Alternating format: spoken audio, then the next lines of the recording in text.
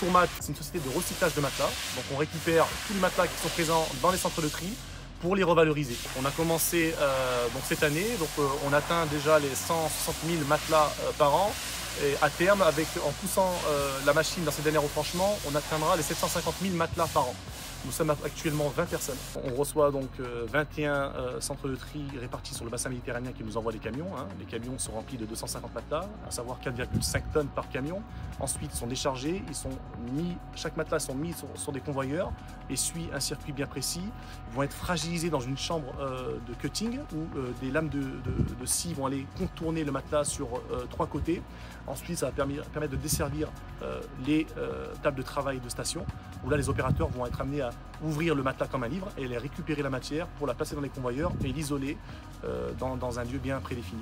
L'objectif, c'est de transformer le déchet en quelque chose de valorisable, et ça repart immédiatement par ces quais-là, où les camions vont venir récupérer par 60 balles et les livrer aux différents preneurs. On est sur le premier poste où la personne prend les matelas et les charge grâce à un système d'assist lift pour éviter de se faire mal au dos. Il récupère les matelas, un matelas fait entre 14 et 20 kg, et le pose ensuite sur le convoyeur. Donc aujourd'hui, on sait qu'un matelas est jeté en France toutes les 4 secondes. Là, on est en saison chaude, ça veut dire que ce qu'on avait sur la saison froide, ça va doubler, tripler lors de la saison chaude.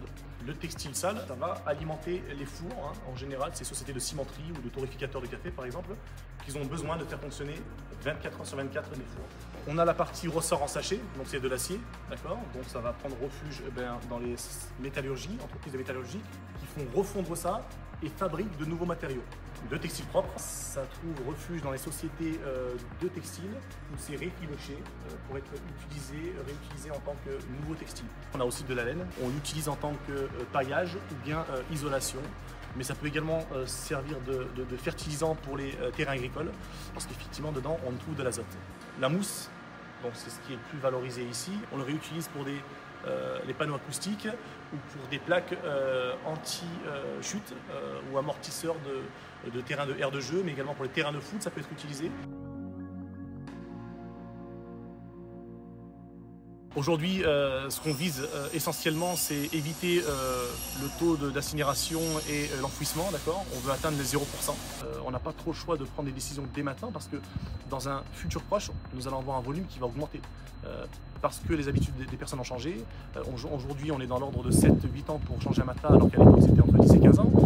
Il y a eu le phénomène également de puces de lit qui a aussi marqué, qui a traumatisé un petit peu toute la population. Ça a augmenté cette rotation et tout ça, ça a une conséquence qui vont arriver dans 2, 3, 4 ans, où aujourd'hui, on ne sera peut-être plus à 5 millions de matelas, qui sont effectivement les chiffres de 2010. Peut-être que demain, on sera sur 6-7 millions de matelas.